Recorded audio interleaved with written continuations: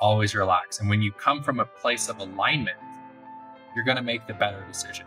Because if you're misaligned, or you're agitated, or you're angry, you're upset, or you're worried, and you make decisions from that energetic space, the objective of that decision is just to heal or fix that energy you're feeling. It's not usually the best decision to make in regards to your situation.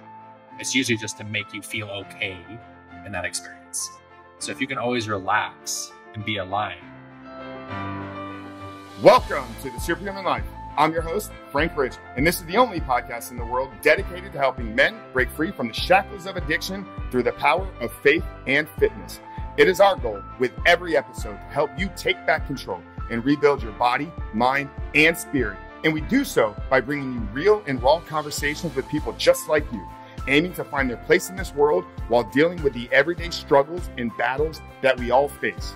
Now, it is my belief that we were all created for a specific purpose. And if we can harness that belief or faith, then take control of our mind and body or fitness, then we can ultimately create the life that we've always dreamed about, our own superhuman life.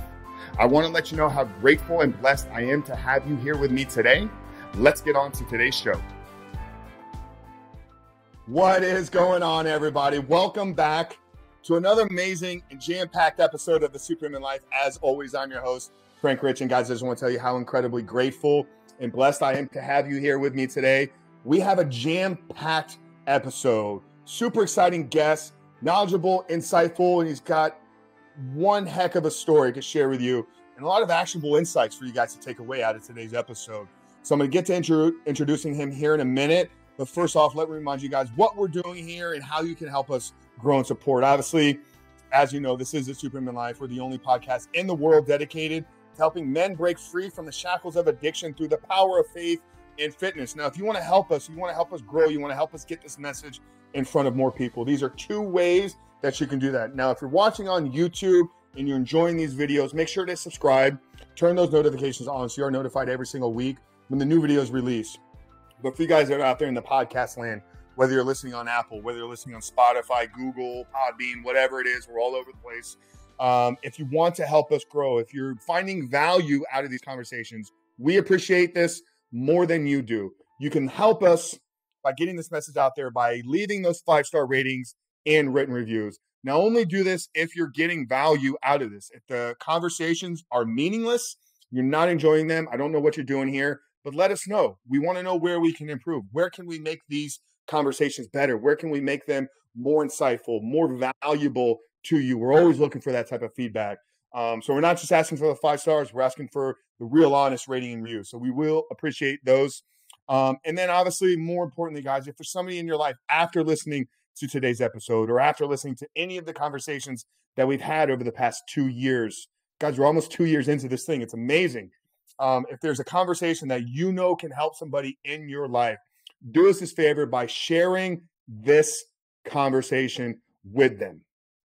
All right, guys, so I'm done asking for favors. Let's get into introducing our guest today. Our guest, or my guest, is none other than Doug Cartwright. Doug Cartwright is the founder and creator of the Daily Shifts app and author of the soon-to-be-released book, Holy Shit, We're Alive. Now, in this conversation, Doug and I talk about his upbringing. We go all the way back in time, which, you know, we always love to do. And let's talk about some of those early years and how some of those early identity thoughts and how we viewed ourselves really began to shape Doug's life and how he viewed himself.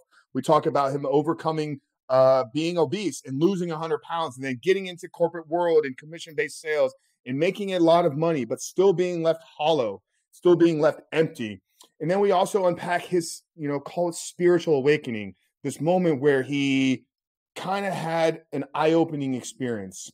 And I will share with you guys, we do get into talking about psychedelics and plant-based medicine. And I mentioned it in the show, and I'm going to mention it here. This is not an endorsement for psychedelics. This is not an endorsement for plant medicines. Hopefully everybody listening to these conversations is a grown-up. You guys are able to make your own decisions. But I do recommend that you do your research, that you look into these things. You don't jump into anything because it sounds really cool. Doug has some really crazy stories to share, some really enlightening moments, which was really fascinating for me to hear because I don't have a lot of experience or knowledge in this area. But it was quite enlightening to kind of learn what he experienced and how this shaped his views on the world.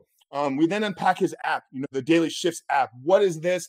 How can we use it to process our issues? How can we use it to fully step into and embrace our lives? And then we quickly talk about his upcoming new release book, Holy Shit, We're Alive. So this is a jam-packed episode, guys. We really get into meditation. We get into handling shame, getting through shame, but ultimately becoming the best version of yourself and living your own superhuman life. So without further ado, guys, let's get into today's conversation with none other than Doug Cartwright, Daily Shifts to Heal Your Past. We'll see you guys on the other side. Doug, my brother, welcome to the Superhuman Life. Frank, I'm so excited to be here. This is exciting.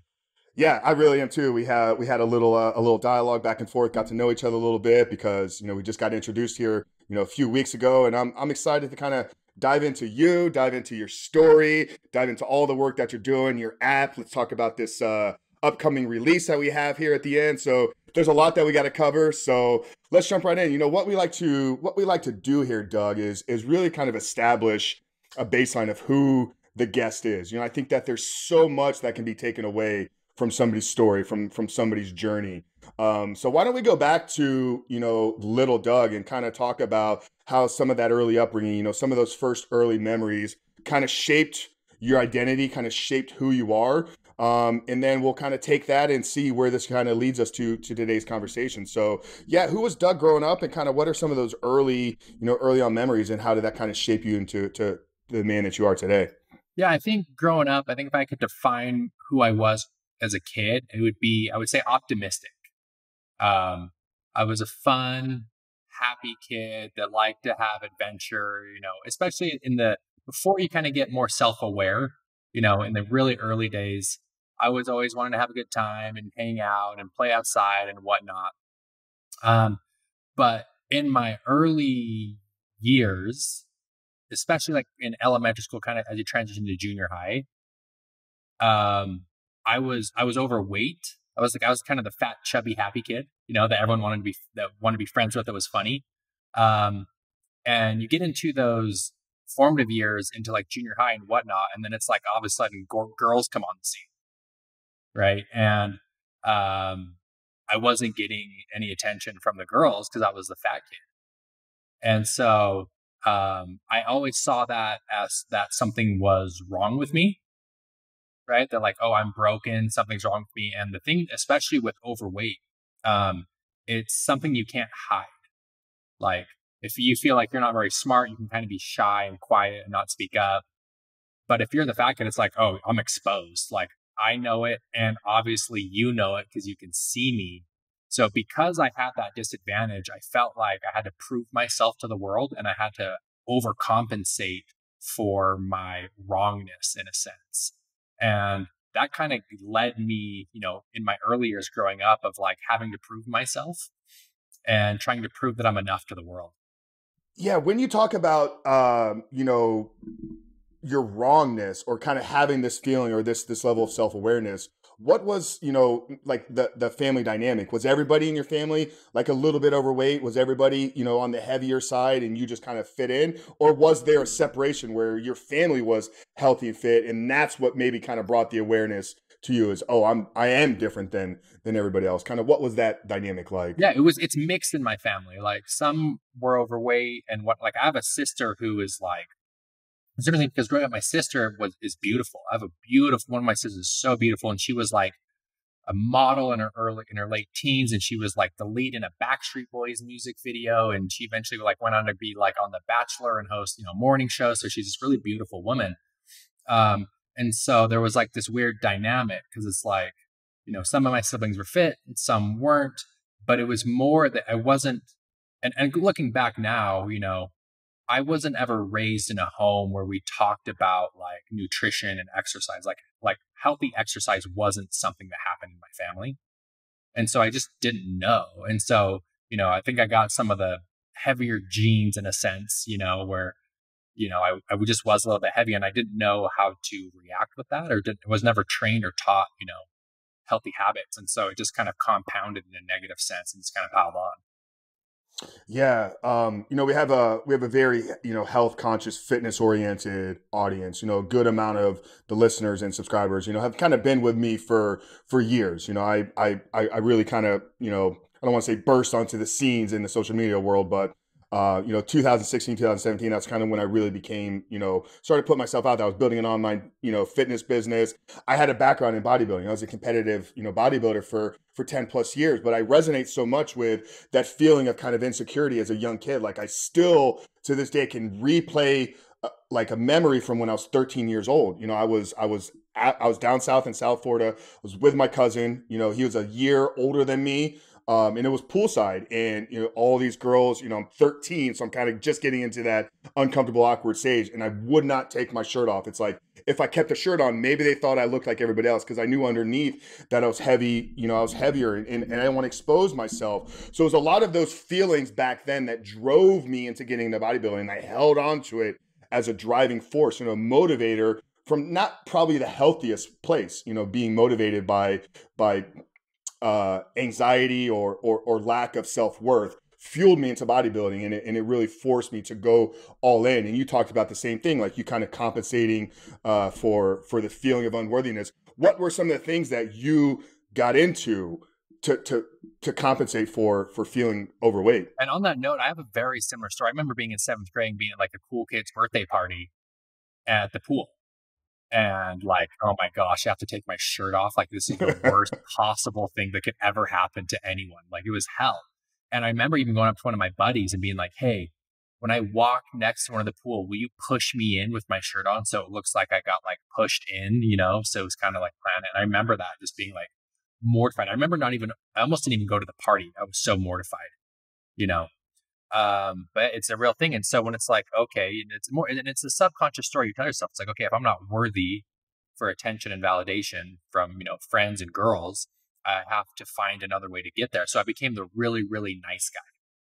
Like I'll be nice and try and be funny, right? And try and get your attention and like be, really sweet and nice and, whatever you need to do. And it kind of turned into a pushover for a little bit in junior high, right? Because it's like, whatever you say, I'll do, just so I can get some validation from you. And so that's how I overcompensated. But it's interesting too, because, looking back, that proved to be like it's a double-edged sword because it was a pushover, but I actually ended up making a lot of friends because I learned to be outgoing and nice, but it just wasn't true to who I was authentically. And so, we search for ways when we don't feel adequate to overcompensate and hide our insecurities and fill it another way. And to me, that was to be Mr. Nice Guy. Got it. Yeah, we know. We had Robert Glover on a few months back. No more Mr. Nice Guy. So we know where that kind of where that can lead to not a healthy place. Not really the foundation for healthy relationships, for a healthy life, for productivity. So this weight issue, it's like, did you get through it in high school? Did it carry with you into your 20s? And then kind of walk us through, because everybody looking at you now, we're gonna release this video on YouTube, is gonna see you're not overweight now. I mean, healthy, fit, great looking guy here. So what was that process to kind of get you out of this? Yeah, so I remember, I'll never forget. I actually remember the date. It was March 6th, 2007. I'm a senior in high school. I'm weighing like I'm a little over 300 pounds. And it wasn't like a super bad 300 because I was a football player and I was a decent football player. So I was strength training and whatnot, but I obviously had a lot of bad weight on me. And I decided I wasn't going to play college football, and that ship had kind of sailed, and I kind of turned down some like D2 schools. I wasn't that incredible, but I was decent and had good grades. And it was March 6th, 2007. I was at McDonald's and I was eating McDonald's inside. And I remember just being like, I'm so sick of this. Like, this is over. This is bullshit. And I didn't finish my meal and I threw my meal away. And I remember like saying, I'm never going to eat fast food ever again. And still to this day, I haven't had fast food. Still to this day, I still haven't had fast food. Yeah. But I went to like GNC and grabbed a Muscle and Fitness magazine. And I'm like, I need to get in shape. And I remember like, I never read Muscle and Fitness, so like I bought like the ad of like, I need the no explode and whatnot. And so they had like a training regimen in there, and so I followed this training regimen and started reading about cardio and reading about exercise and reading about strength training and reading about diet. And I got down to like from March until end of May 2007, I lost like 35 pounds. And it just came off really quick. I was super dedicated and I ate super clean. But the underlying issue is that I still hated my body. I tried to hate myself into a new body. And that worked for a short term, right? You can get these little moments of inspiration and fire.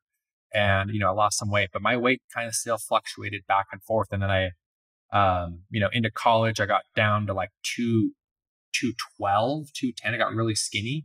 And then it would go back up to like 250, 260, and it'd fluctuate back and forth because it was all the way my mindset was back then. It was like, okay, if I can just toughen up and grind it out for this little bit, and do the hard workout and starve myself, then I can like coast, I can relax once I get the body I want. And so it's not consistent because my mind was messed up, not my body, right? My body was healthy. My body was doing everything it was can. It's just my mind was messed up. But I didn't realize that until probably 2017. And that's when I learned to love my body, learn to love myself. There's nothing wrong with me and respect my body. And when that happened, I was around 250 in 2017.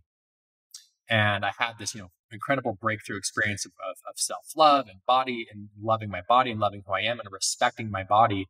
And when my mind shifted, the weight just came off supernatural and easy. I didn't feel like I have to force or push or grind because I was coming from a place of respect for myself. And so I wasn't starving or hurting my body. I was just treating it well. And naturally, when you love yourself, you're going to take care of yourself a little bit differently. Yeah, that's great. And there's really good opportunity here to, I think, maybe really, zero in on this, because I think anybody going through, a physical transformation, a weight loss, something like it's got to start almost with I don't want to say hatred on the way that you look, but you have to, I think like a physical transformation needs to start with, I'm unhappy with the way that I look. Like it's going to be an exterior beginning.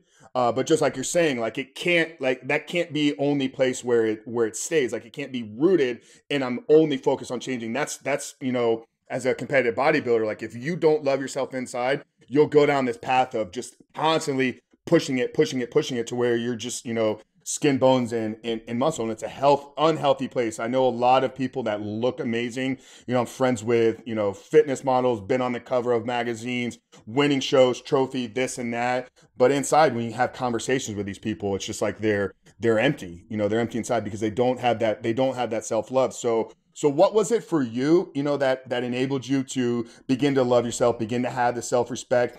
And what can we maybe pass along to anybody that, is maybe in the early stages? They've identified, hey, I'm at the point in my life where I just don't look good, so I'm going to start this. What are some tips that we could hand off to them to find that self-love, to have that self-respect? Yeah, and I think the biggest breakthrough with me was, the truth is, not sugarcoating it, is I started doing personal healing through psychedelic therapy. And that was very, very, very profound for me. And it completely changed my life in a lot of different areas, And, I was sexually abused as a kid. I lost my dad in my early 20s. I was in with heartbreak. I had, recently left the religion I grew up in and was having an identity crisis. And, I was the fat kid growing up and there was so much void and unhealed parts of myself. And so I decided to go to therapy, working with psychologists and normal therapists. And then I decided to do the psychedelic therapy route. And that really sped things up significantly. And I just saw how over the years, how I hated my body so much that I didn't respect it. But really it was like my body was doing the very best that it could. And there's actually a lot of things I can love about my body. Like I'm tall, I'm 6'4", I've got a great head of hair, I've got a tan skin tone, I've got good complexion, and I had so much to be thankful for my body, but I pushed it all aside and just focused on this negative hate of being overweight. And so once I learned to respect and honor the things I did love about my body, it slowly evolved and changed. And it's like, hey, I have this great tall stature, I need to start feeding my body, healthy foods rather than, trying to suppress these emotions I didn't want to feel and shove it negative and just, eat your way out of it or drink your way out of it just to not feel, negativity anymore. And it's a process. It's not something you fix overnight, but really I would say because I learned to love myself, a natural byproduct of that is a healthy and strong body.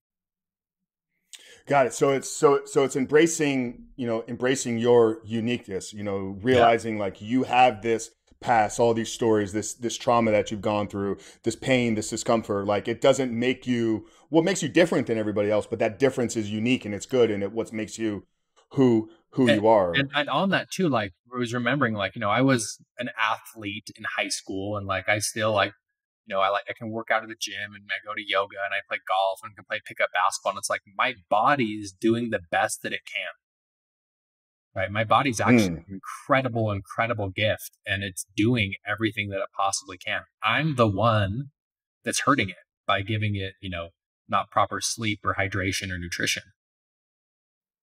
Yeah. So this was 2017 for Working, you. yeah, working with the therapy. Yeah. Okay. Now at the time, I know if I can remember from my research, like you had a lot of early career success, a lot of early financial success. Um, was was this an area like so? Yeah, walk us through kind of how you got in I think you were doing door to door sales and having a lot of success. So walk us kind of through how you got into to that and what that what that looked like. Yeah, the health, the body shame and the success in financial sex are very, very intertwined because, in my early 20s, I got introduced to commission based sales, right? Uncapped commission sales. And there's a weird niche market in Utah where I grew up where a lot of people do door to door sales. They'll go out for a summer and sell alarm systems or solar panels or pest control, whatever. And the commissions are very, very lucrative. And I remember in my early 20s, like I think I was 20 at the time, I get introduced to this industry and I met one of my greatest mentors there. And his name's Casey. And he was teaching me, he was like the first person that taught me about money and investing and personal development and goal setting and whatnot. And it just struck a chord with me. I'm like, this guy's got it together. I need to work for him. And so between him and the sales job, I was so like went all in and focused. And I'm like, I'm going to be the best sales guy. And I saw as you walked away, like, you've got some Grant Cardone books behind you. Like you got 10X rule and sell or be sold. So I like became obsessed with Grant Cardone in like 2011, 2012. And I've got him on audio all times. And I'm like, I'm going to be the top sales guy. And I saw a lot of early success and I started getting recognition at my company. And it was a really big company. It's a multi-billion dollar company. And for the first time in my life, I was the guy. Like I'm the man, except always felt like in junior high and in high school and even a little bit in college, I was the fat kid. And so I didn't have the confidence to step out. And so finally I started getting this recognition and it was filling this void of self-hatred. And so it felt so good. I got addicted to the recognition. I got addicted to this validation. It's like, pump me up, tell me I'm the man. I've never heard this before. I've been waiting my whole life for people to tell me this. And just amazingly enough, that was linked to my income. So if I sell more, I get more recognition. And if I sell more, I make more money. And so, I'm 22, 23 years old, making $400,000 a year, for multiple years in a row. And when you're single and you've never made money before in your 20s and you've never had recognition, you've always been the fat kid and you want to prove everyone wrong and show everyone how cool you are, guess what you do with all that money? You freaking spend it like no one's business. So I'm going to the Porsche dealership. I'm going to the Mercedes dealership. I'm flying first class. I'm sitting front row at, Super Bowls and NBA finals and college football playoffs. I'm buying, sideline passes to go to Alabama, Auburn at the Iron Bowl. Like I'm hanging out with Kevin Durant in the suite at the Super Bowl with the Patriots and Seahawks. And I'm just below. I think I spent like almost $20,000 on that Super Bowl ticket. And I'm just like, and all I'm really saying when I'm spending this money is like, someone please tell me how great I am because I don't love myself, right? Please tell me, validate me, like my post, comment, follow me. Like, please tell me how great I am. And it was a really, really, really vicious cycle. I mean, like, I'm single, right? So I would get on, I'm not being sarcastic when I say this. 2013, 14, I'd be on Tinder. I match with a cute girl. I'm like, all right, let's go on a date. I'm picking her up in my $100,000 Mercedes. We're going to Roost Chris. We're dropping another couple $100 and I'm buying you front row tickets to the Utah Jazz basketball game, And all I'm saying there is like, let me show you how cool I am because I don't love myself. No. Wow. Yeah. So it's like the identity shifted from, this fat kid to people love me because I'm successful. And if I don't keep getting that success, like people aren't going to love I'm me. gonna So I got to really flaunt love. it. I got to show it.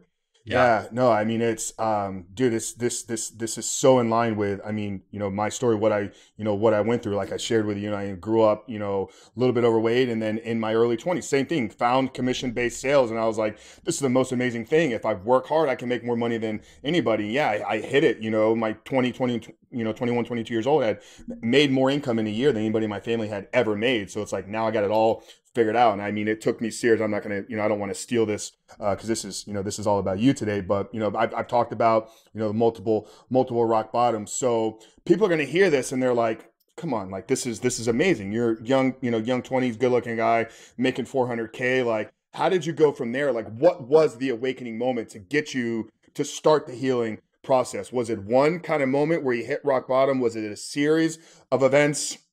Yeah. So it's gonna sound crazy, but we'll dive in. So I term what we're talking about. I've termed is I call it the success void. And basically, what the success void is on paper, you look successful. You got the car, you got the girlfriend, you got the house, you're going, you got the party, you're traveling, right? Successful on paper, but deep down inside, there's like that void you just can't heal, you can't overcome.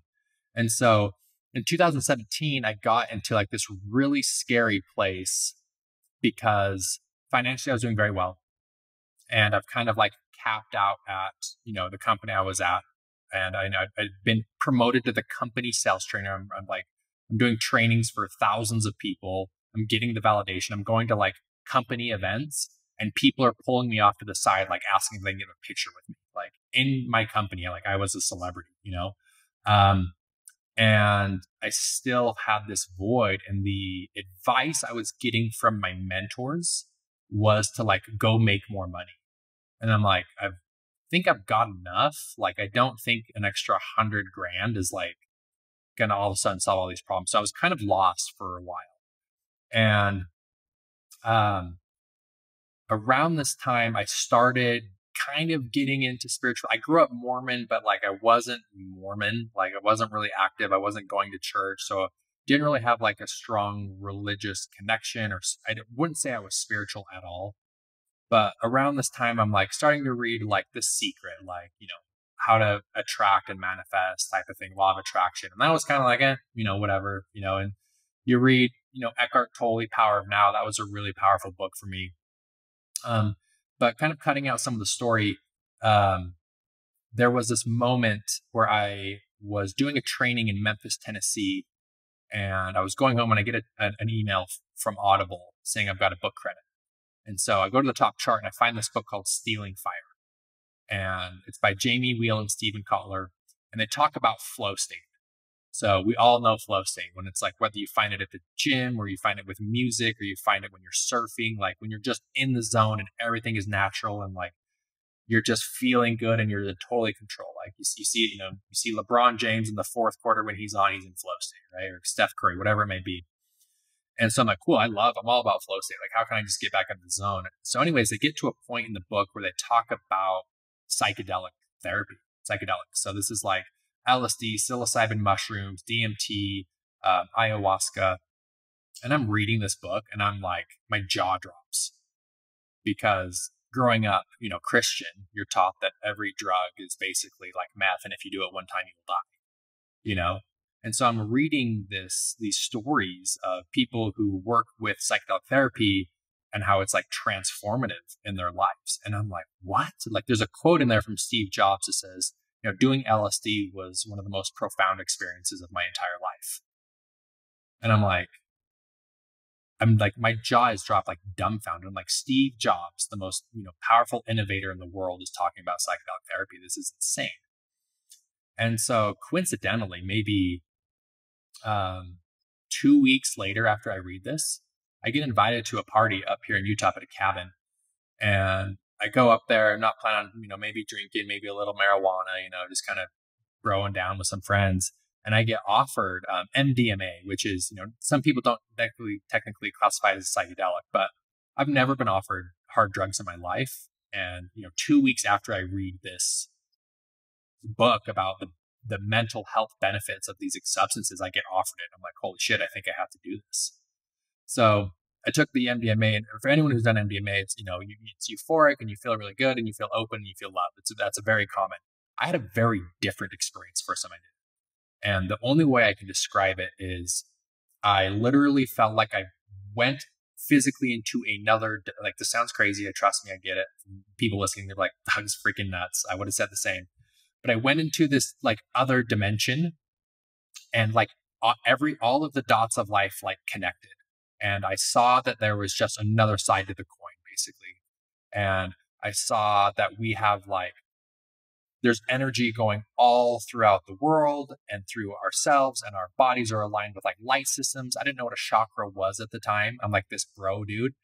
And I can see, like, when I would see people, I knew like a lot about them. Like I knew everything about them, and I felt very empathetic towards them. I remember going outside over the patio and seeing like the energetic breath of this lake breathing. And I'm like, oh, Mother Earth, like that's a thing. Like it's an actual energy entity. And then I had this moment where this like light beam like socked me on the top of the head, and it was the love of the creator.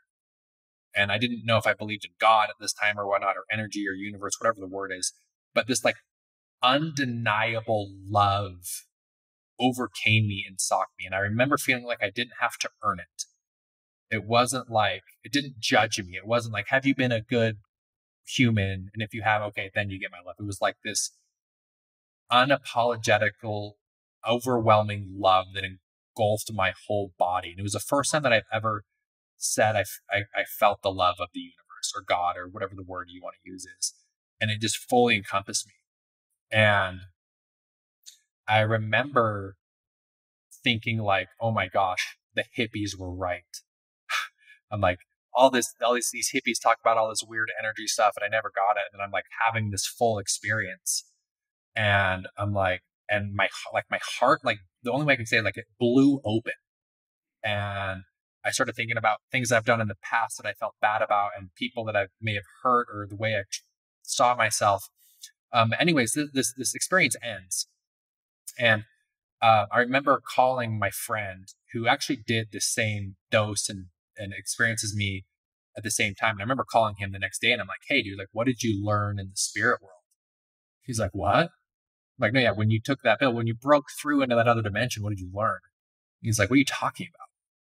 And I'm like, what? And so I actually got really scared, because it's like, oh, I've messed my mind up. And so anyway, that led me on this really, really deep research into quote unquote spirituality and healing. And then I started going to therapy and doing a lot of trauma healing. And I started working. I took basically 2 years off of my life at this point. I'm like, okay, I paused my old life. This experience was the most profound, incredible experience I've ever had in my whole life. I'm going to go down the rabbit hole. So it was very like the Matrix, like follow the white rabbit down the rabbit hole.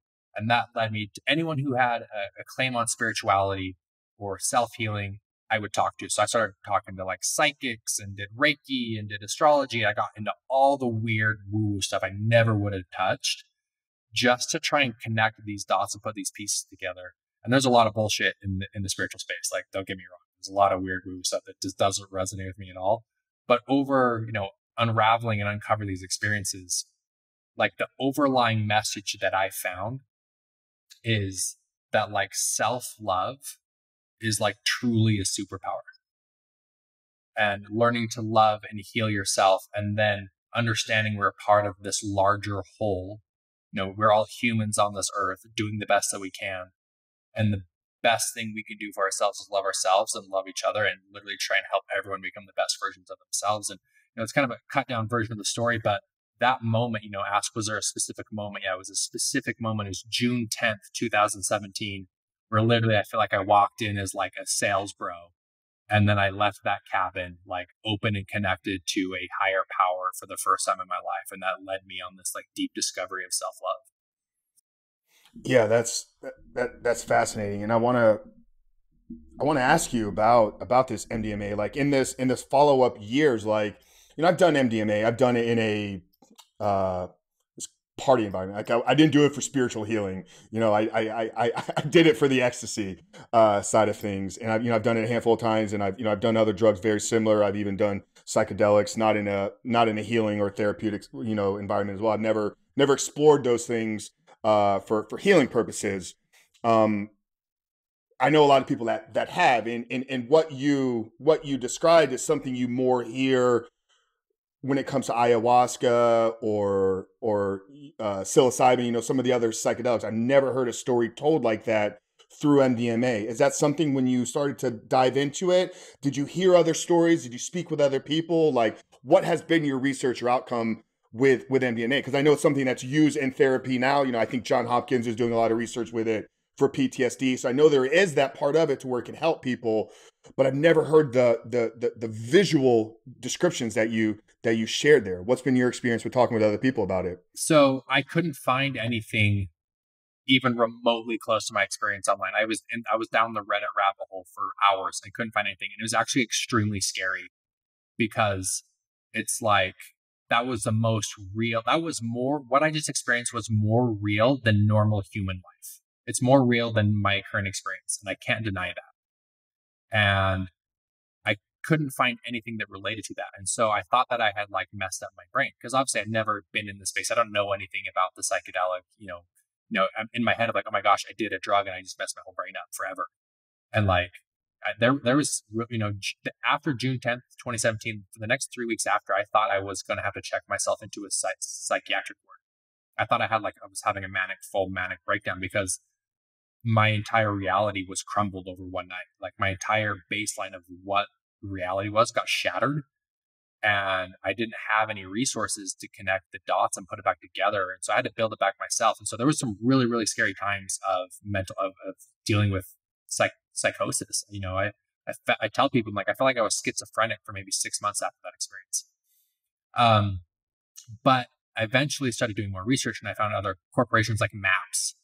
And MAPS is kind of leading the way in the MDMA psycho-assisted therapy. And I was very lucky to actually have a conversation with Rick Doblin, who is, the founder, who's actually, he's given me an endorsement for my book that's coming out.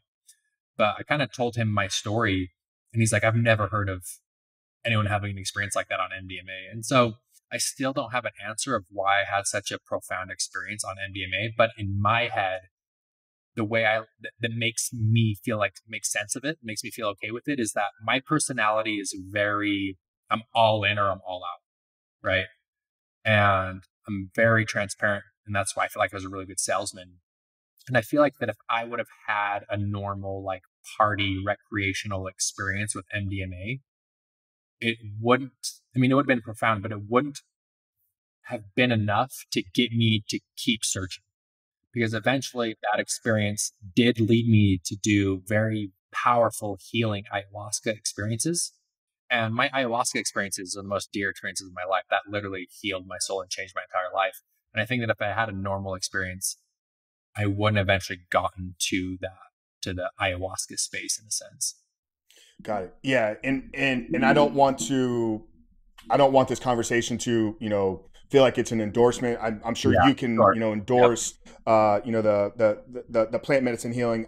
I shared, I've gone down the hole on my own. I'm not here, but I do think that there's a lot of value in this healing process. But I also know that it's not the actual experience that is where the healing occurs. That's brings something to light, and then you have to then take it and integrate it. So maybe we can talk more about, how these 2 years of kind of going down this rabbit hole. What did you do next? How did you go from overweight young kid, high school, into his early 20s, financial success, top of the company, celebrity, getting people's taken, financial success, buy whatever you want, sideline with Kevin Durant, girls, taking them to the Jazz game, Ruth's Chris Steakhouse, to then having the spiritual awakening, to now where we have an app, we have a book, we do this for a living. What was that gap in between the two? What did that look like? Yeah, that was 2 years of hell, 2 years of absolute misery, of questioning my identity, questioning my friendships. In that same time, I met a girl who I thought for sure was the love of my life, like, gonna marry this girl and have babies with her and create a beautiful life. And then she just absolutely destroyed and shattered my heart. So as I've had my reality shattered on what's true, and as I've been exposed to this new world of energy, or whatever you want to call it, I also get my heart broken. So I'm dealing with a broken heart. I'm dealing with, I don't know what's real anymore. I have faith existential crisis. Like, I'm finally dealing with the emotions of my dad dying. I'm having emotions of being sexually abused as a kid being resurfaced. Like, I was in the deepest dark, and I had suicidal thoughts in 2019 and 2018, summer of 2018. It was so dark and so low that I remember having suicidal thoughts and being like, this would be easier if I just killed myself. And when I initially had suicidal thoughts, I actually had a lot of shame about it. Because it was just like your hat says, just man up. I remember thinking like, I just need to man up, right? It's not that hard. I just had my heart broken, And so I had a lot of shame and guilt around having those thoughts. And then I just was just like, I need help. I need to get real help. And then so I mustered up the courage and started working with a therapist. And I started studying a lot of spirituality books and self-help development. So between kind of like taking the self-help world and the spiritual help and kind of combined them, over time, I really dug myself up, and I spent a lot of time alone. And I started meditating a ton and realizing, what parts of myself don't I love? And I learned to love them. And I wrote a lot. I did a lot of journaling, like writing letters to versions of myself I don't like. I started doing a lot of mental models of experiences that were traumatic that I felt held me back, like a lot of my fat kid stuff and a lot of past relationships, and having the conversation of being like, yeah, like the person closest to me in my life was my dad, and he died, and I didn't deal with that emotion. And when we don't deal with our shit, we don't deal with our stuff, it doesn't go away. We just shove it down deeper and deeper and deeper and deeper. And it's going to come out in other ways. It's going to come out as anger. It's going to come out as rage. It's going to come out as depression. We're going to project all of our insecurities on one another. And so anytime I felt disturbed, right, I would ask myself, why do I feel off? Why do I feel upset? Why do I feel angry? Where does that come from? And then I would just do my best to heal it. And I think anyone who's, looking for guidance in the spiritual space or in the healing space, I think Michael Singer, he wrote a book called The Untethered Soul. He has a book called The Surrender Experiment. He has an online course called Living a Life of Surrender. I think it's the most profound spiritual experience. And anyone looking to heal, I think that's a really, really good place to start. So it was basically 2 years of just being alone in my apartment and consuming everything I could and learning everything I could from therapists, psychologists, doctors, everything I could find. Yeah. What are some, real actionable steps? Is there something we could, hand off as a takeaway here? I shared with you kind of the work that I do outside of running this podcast. I'm dealing with men with a very sensitive topic, compulsive behavior, called an addiction, whatever it is. But inside of that is always wrapped up with a lot of shame. If so-and-so finds out, I can't even talk about this. I can't reach out to a coach and get help. I need to keep this secret. So many men, that follow me are dealing with this shame. You talked about it, multiple times, from childhood to everything that you're dealing with. So what can guys begin to do, to get free from their shame, to work through their shame, to begin to process it so they can understand, that it doesn't need their identity doesn't need to be wrapped up in that shame? Yeah, so I'll make it really extremely simple. A tool that I still use to this day that I learned from Michael Singer. It's my favorite tool. It's relax and release. And what I mean is anytime you're driving or you feel tension in your shoulders or your fists or your jaw or we furrow our eyebrows, right? It's just relax. You take a deep breath and just relax every part of your body, almost like you're melting. And then you think of like the energy that's inside of you, you release it and you allow it to move through you. Because you think about, for example, anger. No one is completely calm and then in 1 second, berserk freak out. It builds up.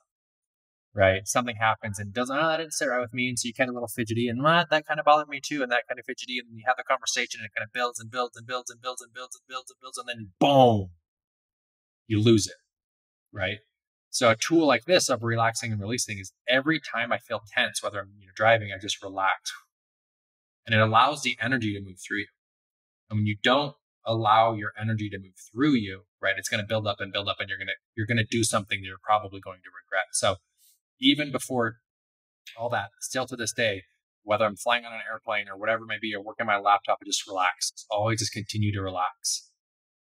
Always relax. And when you come from a place of alignment, you're going to make the better decision. Because if you're misaligned or you're agitated or you're angry, you're upset or you're worried, and you make decisions from that energetic space, the objective of that decision is just to heal or fix that energy you're feeling. it's not usually the best decision to make in regards to your situation.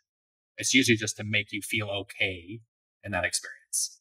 So if you can always relax and be aligned, every part of your life will be better. You'll be a better husband, father, parent, friend, coworker, whatever it may be, because you're in harmony with your truest self. Yeah, I love that. Anytime, somebody tells me, I'm not happy with this current, situation in my life, or something is not going as I want it to, it always comes back to alignment. Truthfully, like I believe the key to success is alignment, living in alignment with who you want to be, or who you're trying to become. Do you have a routine? Do you have a morning routine? I'm just curious because I think, there's so much that, with setting these intentions and getting aligned with what we want, starts in the morning. So walk us through what your morning routine looks like. So I've just made an adjustment to my morning routine in the last 2 weeks, and it's been phenomenal. So, I mean, everyone knows it's on social media. The last year is chaos, right? It's very polarized. It's very us against them. It's very dividing. Whatever side you're on, it doesn't really matter. So right now, I guess the conversation is pro-vax, anti-vax, right? It's like, pro-mask, so it's very polarized right now. And so, my new routine is I'm getting up. I love getting up with the sun. So I'll get up, 30 minutes during dawn. I'll wake up. I won't look at my phone, right? I used to look right at my phone, and then I'll see a post. It'll trigger me or bug me or that guy's an idiot, whatever it may be. I still have those thoughts, right?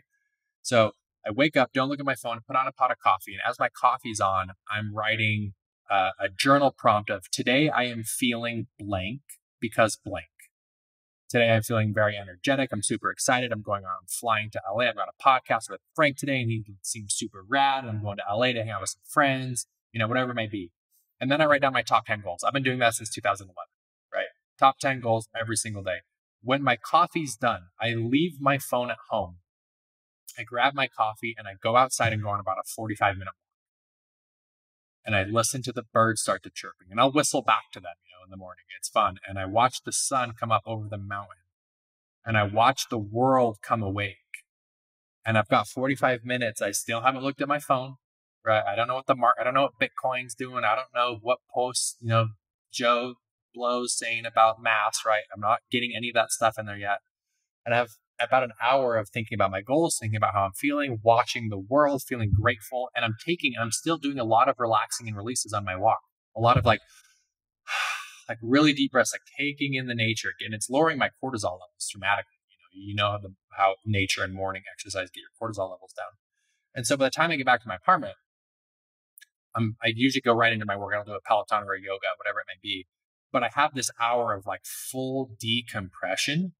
And I'm so aligned, I'm not making decisions reactive. And what's really interesting, the longer I've been doing this, the less and less and less I look at social media, because it's destroying us. It's absolutely destroying us. As addictive as it is. We're all addicted to it. Let's just call it what it is. We're all addicted to social media. And more and more and more, it keeps me so much centered. So in the past, it was usually like wake up and meditate and write your goals and do 100 push-ups and do this. The morning walk without your phone is the most transformative thing I've done so far in my routines. I love that. Absolutely love that. I try to get about an hour. I'm up, between 4:30 and 5 every day. So I try to get my deep, focus work done, like right as I'm upon waking, just that creative, that kind of creative space where you've slept all night, your unconscious kind of been working on it. But then I make it a point and effort to watch the sun come up almost every single day. Take my dog for a walk, same thing, experiencing life for all that it is. But I also know from a physiological standpoint, like what this enables me to do. So I've shared this a handful of times. Maybe this will be new to you, maybe it's not. But when you get that immediate sunlight first thing in the morning, it activates a melatonin release for about 16 hours later in the day. So I was going to ask you about your ability to fall asleep. I got to imagine you probably fall asleep pretty easily when you shut it down at night because of watching that sunrise. It literally sets your circadian rhythm. So then 16 hours later, you get this natural release of melatonin. And that has been a hack that I've been using. As soon as the sun goes down, I start yawning. Yes. I'll go. I don't sleep with my phone in my room. I never look at my phone. I'm laying in bed. Same. And I put my head on my pillow, and I'm not being sarcastic. Within 30 seconds, I'm asleep. Yes. Same. I have so many of the same rules. 2.5, 3 hours in the morning without phone. Phone has not been in my bedroom in like years. Obviously, it's a part of the work that I do, but I don't think it serves me. And Yeah, it doesn't. probably still struggle, during the day sometimes with social media. I'm still working through it. I don't Yeah. feel I'm completely free of it. I have to use it for work and everything that we do here. But I love that. Same thing. I struggled for a long time with restless sleep, not being able to fall, counting sheep, doing whatever, having to have TV on to kind of get noise. And now since I've been implementing this, watching the sunrise, it's same thing. 9 o'clock, head hits the pillow, boom, out like lights. So love that. Absolutely love that. Let's take a small little pivot and let's talk about your app here. I know you have this app for people where you provide them with daily shifts. I mean, that's the name of the app. So Free let's shifts. talk about how you kind of how you created it and then just kind of unpack it for a little bit. Yeah. So the Daily Shifts is an app. It's an Apple app store, and it's a gamified habit tracker. And so when I was having not basically, I was having suicidal thoughts, I needed to dig myself out of this hole. And so I focused on setting goals to get me excited, as well as healthy habits that made me feeling my best. Because, I had this moment, when I was really, really depressed. I don't know, I'm sure you've read A Compound Effect by Darren Hardy, but he talks Hmm. about, control. I mean, it's got to be on that bookshelf, right? Yeah, He it's right talks here. about controlling It's right yeah, I've here. got mine's right there. Talks about controlling what's controllable, right? I'm like, I can control my sleep, I can control what I eat, I can control my hydration, I control um, my effort, I control my attitude. And so I started practicing gratitude in the morning. I started practicing gratitude for the first time, and that really helped. And then I started meditating, and then just through my studies of personal development and healing and some spiritual stuff as well, I found this really good routine that got me out of this slump, that eventually got me out of this really, really dark space over time. And, what I was currently looking at in the market is there were so many like different journals and habit trackers, and I was using like 5 or 6 of them. I was using the Morning Miracle for this, and I was using, you know, the Grant Cardone 10X Planner for this, and whatever it may be. And I'm like, I'm going to create a condensed version that you can get done really, really quickly. So this isn't like, I'm like, this is for beginners. You can get the whole thing done, knocked out in 4 or 5 minutes in the morning, 2 minutes in the afternoon, 3 minutes at night. It's less than like 10 minutes per day, basically, um, of this app. And it's just the consistency over time of credibility that'll build up, and you'll see the results. So as you download the app, you're going to have a place where you're going to have to input all of your goals for your life. So health, financial, physical, fun, relationships, family. And then you're going to get right into really basic, uh, I call them shifts in your life. So you're going to have, gratitude practice. You're going to have breathing exercises. You're going to have very simple, quick, emotion-based meditations, and then other things that really trigger a deep awareness in your life to really, really just appreciate and enjoy your life. Got it. So what are three immediate shifts? Somebody right now, they're at a tough spot in life. They're like, I can't get through, I can't get over this breakup, or I can't get through, the way that I'm treated at work, or I'm dealing with this guilt and shame, or my dad, used to, call me, little skinny Johnny or whatever it was, or like what are three daily shifts that somebody can literally start implementing tomorrow? Obviously check out the app, but if they want to kind of do this on their own. Yeah. So the three that I think are most that have the highest return on and how you feel is gratitude, right? What are you grateful for in this moment? And I always put my hands on my heart as woo woo or whatever weird you want to call that. So gratitude, what am I grateful for in this moment? Breath, long inhales, holds, and exhales. And my app will literally guide you through these breathing exercises. They're very easy. So gratitude, breath, and then meditation, right? Um, I love the quote. I don't remember who it was. I wish I could give quote credit on it, but it basically states that all of man's problems stem from the fact that he can't sit alone in a room by himself. What happens when you sit alone by yourself in a room? Nothing going on. You get fidgety. There's something we don't want to deal with. So meditation allows us to get realigned in that space. And so it doesn't have to be a 20-minute meditation. You have to om and cross your legs. And I always say on the meditation note, I do want to make another note here. There is a reason that every successful person meditation is a very hot topic. Everyone's into it. There's a reason so many people are into it from so many different fields and industries. Whether it's, LeBron James or Ray Dalio, who's the, billionaire hedge fund, he says, the best decision I've made in investments has come from meditation. And so meditation allows you to think about your thoughts to come and go and stop fidgeting on them. And so gratitude, breath, meditation, those are 3 simple things that you can do that take very little time that will start to spur you into a new direction so you can live a better, more healthy life. Where do most people look at meditation the wrong way? Like, where do they maybe have a misperception on this? You mentioned, a few success people there. It's something we built into, our curriculum. In fact, all 3 of these, every single one of my guys, it's like, what does gratitude, breathing, and meditation have to do with my issues with pornography? Well, your issue with pornography is not really rooted in pornography. It's it's rooted in your own ability to kind of, process your own issues.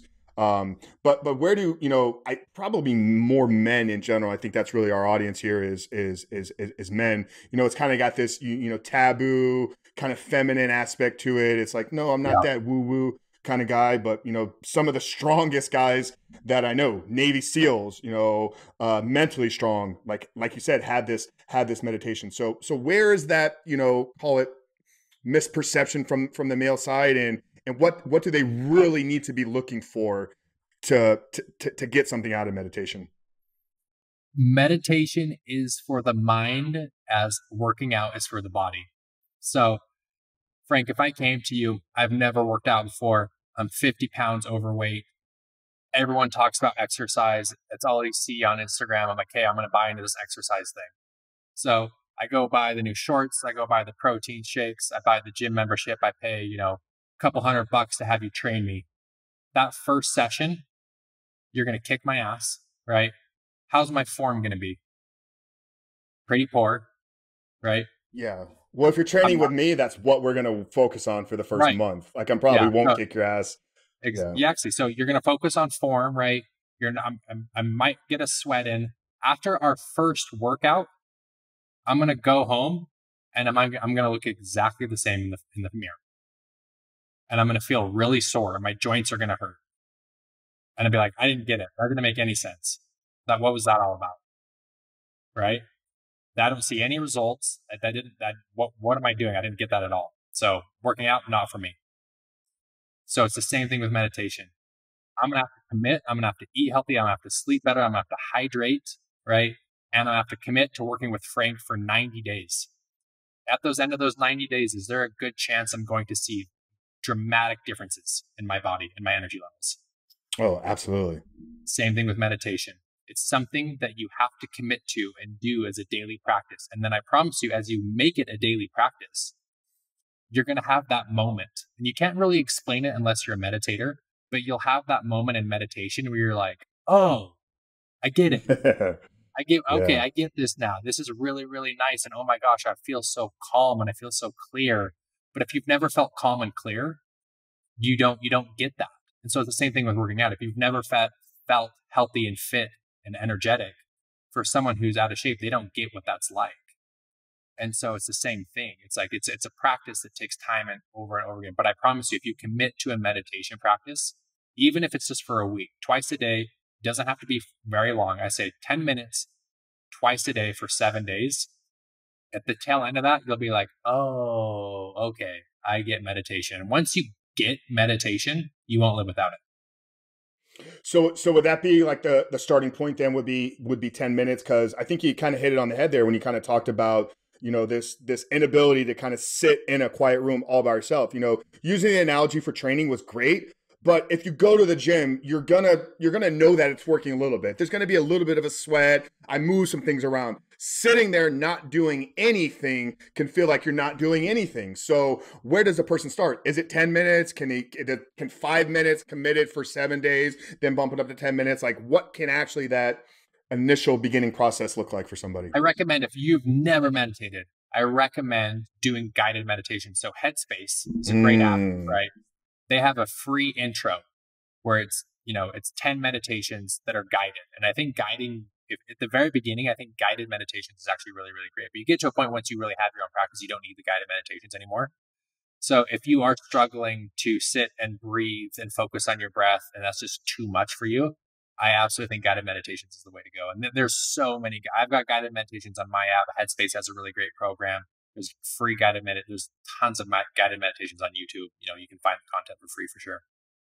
Yeah, just explain what you mean by guided, for chance that there's somebody out there and they're like, this is their first time listening to a conversation on meditation. What do you mean by guided meditation? So guided meditation is basically you'll have your earphones in or whatever, and if someone will walk you through the meditation. So it's like, all right, so I want you to lean back and sit up straight and take a deep breath.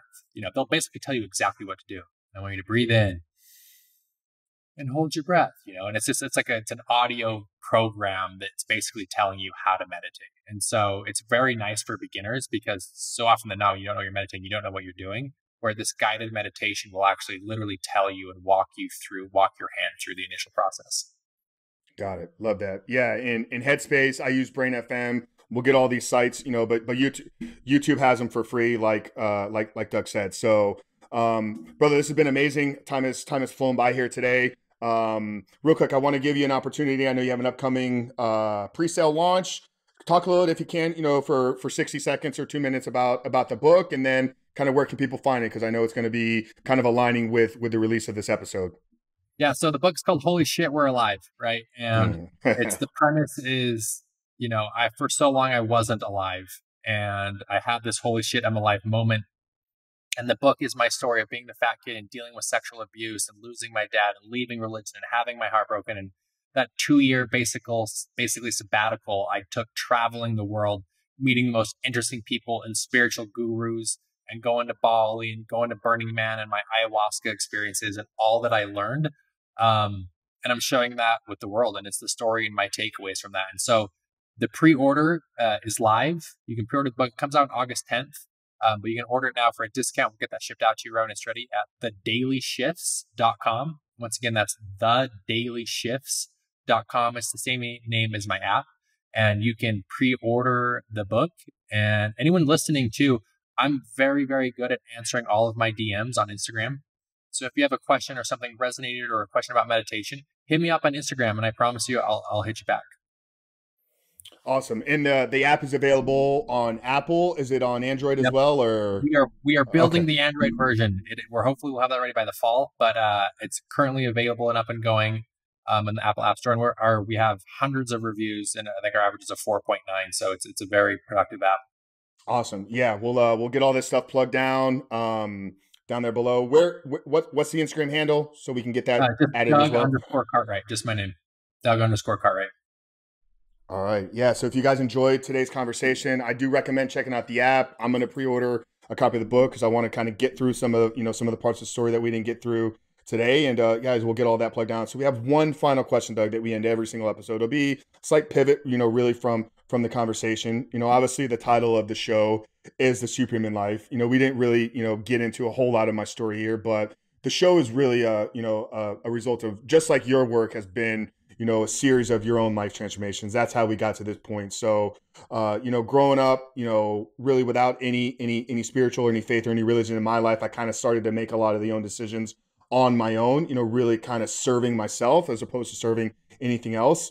And then I had an awakening, call it, back in late 2018 to 2019, that realized I was created, put on this earth for a very specific purpose. And it is my job. It's my purpose here to fully get aligned with that purpose, but then also make sure that I harness this physique. I had this one vessel to ultimately live this life through. So when I talk about living a superhuman life, it's a surrender to your purpose for the cause that you were created, but then fully harnessing your physical vessel.